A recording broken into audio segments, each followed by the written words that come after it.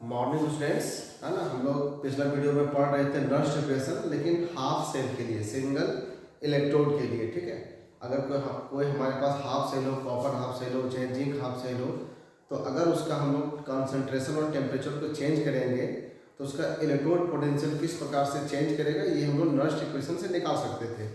अब हम इसी कंसेप्ट को अप्लाई करेंगे एक सेल पर, कि मान लीजिए हमारे पास एक गैल्वेनिक सेल है ना।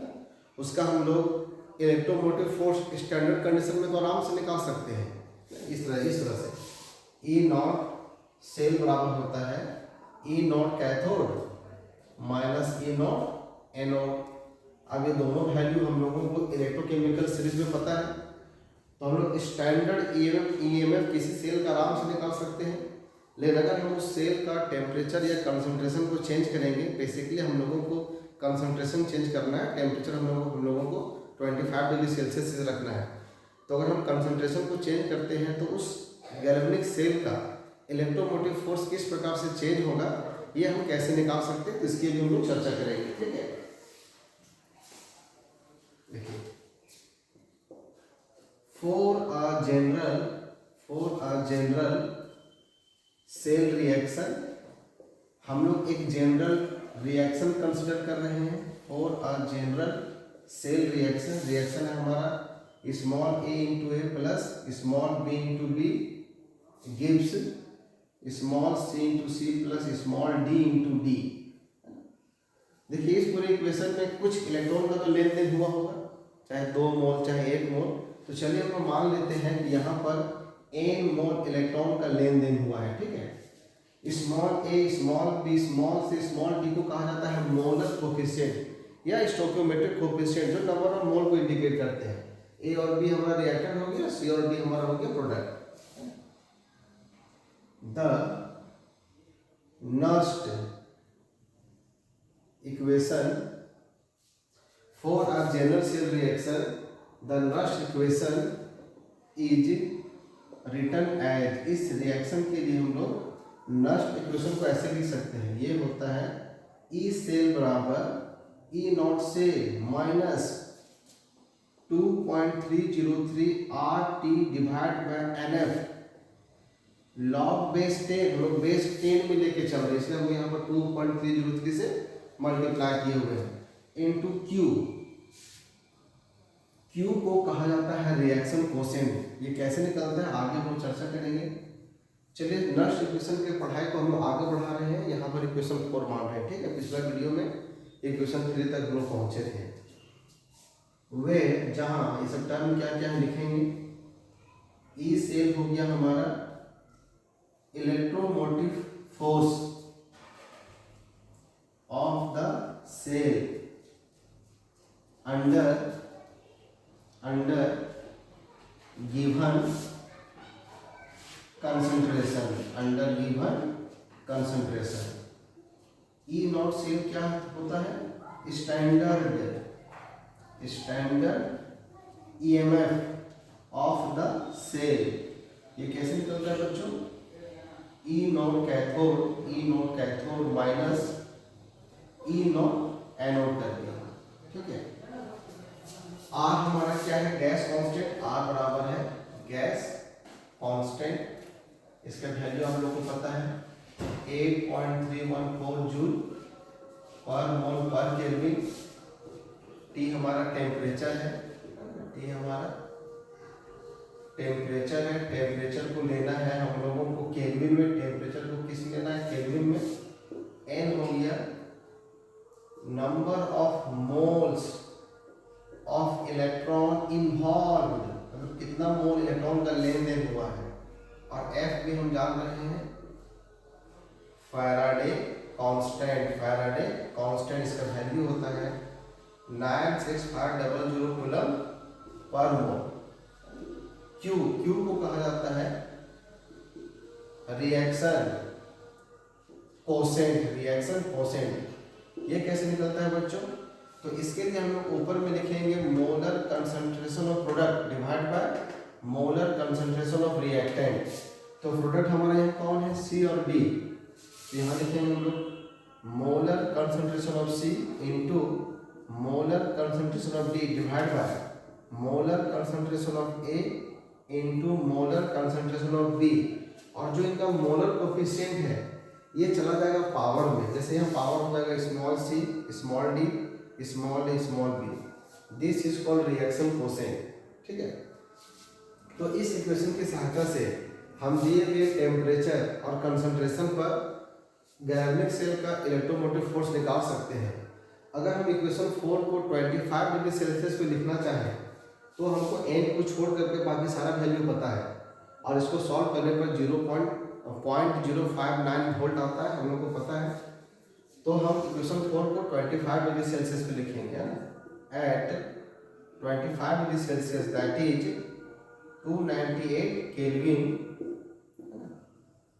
Equation 4 can be written as हो जाएगा, ये हो जाएगा ई सेल बराबर E naught cell minus 0.059 volt divide by n log base 10 cube, ठीक है। This is Nernst equation for a galvanic cell at 298 kelvin. चलिए इसको मान लेते हैं इक्वेशन 5, ठीक है। चलिए कुछ एग्जाम्पल देखते हैं हम लोग यहाँ पर। इसे हम लोग यहाँ तक लिख लीजिएगा, वीडियो को पॉज करके यहाँ लिखिएगा, ठीक है। आप लोगों को इस तरह से क्वेश्चन पूछता है, मान लीजिए right Nernst equation for the following cell at 298 kelvin. Number 1 दिया हुआ आपको Zn S single vertical line, Zn 2 plus aqueous double vertical line, Cu2 plus aqueous single vertical line copper. ये गैल्वेनिक सेल दिया हुआ है, आपको नस्ट इक्वेशन लिखने बोल रहा है। नंबर 2 में आपका nickel solid single vertical line, nickel 2 plus aqueous double vertical line, Ag plus aqueous single vertical line Ag। चलिए हमारे पास 2 सेल गैल्वेनिक सेल लिखा हुआ है, इन दोनों के लिए हम लोगों को नस्ट इक्वेशन लिखना है, ठीक है। देखिए इस प्रकार से लिखना पड़ेगा आप लोगों को। नंबर 1 हमारा सेल क्या है, जिंक सॉलिड सिंगल वर्टिकल है, Zn 2 plus aqueous double vertical line, copper 2 plus aqueous single vertical line copper. चलिए हम पहले यहाँ पर हमको सेल रिएक्शन लिखना पड़ेगा, सेल रिएक्शन। तो एनोड पे कौन सा रिएक्शन होता है बच्चों, ऑक्सीडेशन। जिंक जो है वो इलेक्ट्रॉन को त्याग करके Zn 2 प्लस में चेंज हो रहा है ना, Zn 2 प्लस में चेंज हो रहा है इलेक्ट्रॉन को लूज करके, और ये हमारा हो गया कैथोड। तो कैथोड पे बच्चों कौन सा रिएक्शन हो रहा है, कॉपर 2 प्लस इलेक्ट्रॉन को गेन करके कन्वर्ट हो रहा है कॉपर में। जब इन दोनों को हम जोड़ेंगे तो हमारा क्या निकल जाएगा, सेल रिएक्शन। देखिए आप ये इलेक्ट्रॉन कैंसिल हो जाएगा, तो रिएक्शन क्या आएगा बच्चों, zinc solid plus copper 2 plus aqueous gives Zn 2 plus aqueous plus copper solid. तो यहाँ पर कितने मोल इलेक्ट्रॉन का कैंसिलेशन हो रहा है, 2 मोल, है ना। तो आप उसको यहाँ पर लिख सकते हो एरो पर, 2 मोल इलेक्ट्रॉन का यहाँ लेन देन हो रहा है। अब इस सेल रिएक्शन के लिए हमको नस्ट इक्वेशन लिखना है। तो नस्ट इक्वेशन क्या हो जाएगा, नस्ट इक्वेशन क्या हो जाएगा बच्चों, यहाँ लिखेंगे हम लोग ई सेल इक्वल टू हो जाएगा E naught cell minus 0.059 volt divide by n हमारा देखिए हमारा क्या आता है, एन होता है नंबर ऑफ मोल इन्वॉल्व। तो कितना मोल इन्वॉल्व हो रहा है, 2 मोल, यहाँ 2 लिखेंगे। आप इस फॉर्म में आप 2.303 वाला फॉर्म में भी लिख सकते हो, ठीक है। यहाँ हो जाएगा बच्चों लॉग ए, और हमको यहाँ लिखना है क्यू का वैल्यू। देखिए क्यू का वैल्यू कैसे निकलेगा, ये सबसे हमारा मेन है समझना। क्यू बराबर क्या होता है, molar concentration of product divide by reactant. तो ये दोनों हमारा प्रोडक्ट है, देखते जाएगा यहाँ पर, ठीक है। हम यहाँ पर लिख करके चेंज करेंगे। ये दोनों हमारा प्रोडक्ट है। यहाँ लिखा है हमारा molar concentration of Zn2+ into molar concentration of copper divide by, ये दोनों रिएक्टेंट है, molar concentration of zinc into molar concentration of Cu2+। देखिए यहाँ पर स्टोइकियोमेट्रिक कोएफिशिएंट 1 1 है, इससे पावर में यहाँ कुछ नहीं है। आपको पता होगा कि प्योर सॉलिड का मोलर कंसंट्रेशन 1 लेना है, तो कॉपर ये हमारा प्योर सॉलिड है और जिंक हमारा देखिए प्योर सॉलिड है। तो कॉपर और जिंक का जो मोलर कंसंट्रेशन है वो 1 हो जाएगा, ध्यान रखिएगा, ठीक है। देखिए हमें कहा कि यहाँ 1 कर रही है, हमारा 1 हो गया और ये भी क्या हो जाएगा हमारा 1, ठीक है। देखिए बढ़िया से इसको हटा कर हम ऐसे लिख सकते हैं Cu2+। जो हमारा गैल्वेनिक सेल दिया हुआ था उसके लिए नष्ट इक्वेशन को हम लिख दिए है ना, E सेल बराबर E not cell minus 0.0591 volt two log 10 molar concentration of Zn2+ divide by molar concentration of copper 2+, ठीक है। ये तो हो गया नंबर 1 के लिए आंसर। इसी प्रकार से नंबर 2 के लिए लिखना है। आप लोग वीडियो को पॉज करके पहले खुद से ट्राई कीजिएगा, उसके बाद जो हम लिखेंगे उसे मिला लीजिएगा। नंबर 2 में क्या दिया हमारा, ये है nickel solid single vertical line, nickel 2+ aqueous double vertical line, Ag+ aqueous single vertical line, Ag solid. तो पहले हम लोगों को सेल रिएक्शन लिखना पड़ेगा।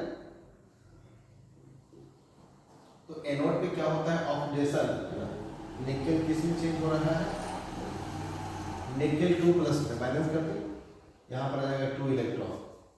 और कैथोड पे क्या होता है, रिडक्शन, तो Ag+ चेंज हो रहा है Ag में, Ag+ चेंज हो रहा है Ag में, बैलेंस करो। देखिए एक इलेक्ट्रॉन को गेन करेगा Ag में आ जाएगा, लेकिन किसी भी सेल में total number of electron loss और गेन बराबर होना चाहिए। यहाँ 2 मोल का लॉस हो रहा है, गेन हो रहा है 1 मोल, यहाँ 2 करना पड़ेगा, यहाँ 2 करना पड़ेगा, दोनों को जोड़ देंगे हम लोग तो निकल जाएगा सेल रिएक्शन। क्या निकल जाएगा बच्चों, सेल रिएक्शन। देखिए ये इलेक्ट्रॉन हमारा कैंसिल हो गया, यहाँ आ गया निकेल प्लस 2 Ag। आप फिजिकल स्टेट लिख सकते हो, ये सॉलिड है, ये एक्वस है, ये एक्वस है, ये सॉलिड है, solid Ag+ aqueous gives Ni2+ aqueous plus 2 Ag solid. अब हमको लिखना है नष्ट इक्वेशन, लिखना है इस सेल रिएक्शन के लिए। यहाँ कितना मोल इलेक्ट्रॉन कैंसिल हो रहा है, 2 मोल, ठीक है। यहाँ n का वैल्यू कितना हो गया बच्चों, यहाँ n का वैल्यू हो चुका है 2 हमारा, याद रखिएगा। तो E सेल बराबर हो जाएगा E not cell minus 0.059 volt divide by n बराबर यहाँ 2 है, log बेस 10। चलिए अब हम यहाँ पे डायरेक्ट लिखते हैं molar concentration of product divide by molar concentration of reactant. देखिए ये दोनों हमारा प्रोडक्ट है, ये एक्वस ये सॉलिड दिए तो हमारा 1 हो जाएगा, सिर्फ ये रह जाएगा molar concentration of nickel 2+ divide by, देखिए ये सॉलिड है, ये 1 हो जाएगा, ये मेरा Ag+ का लिखाएगा सिर्फ मोलर कंसंट्रेशन ऑफ Ag+, लेकिन इसका स्टोइकियोमेट्रिक कोएफिशिएंट 2 है, यहाँ 2 क्या आ जाएगा, पावर में। तो जो सेकेंड गैल्वेनिक सेल दिया हुआ है उसके लिए ये हो जाएगा हमारा नष्ट इक्वेशन, ठीक है।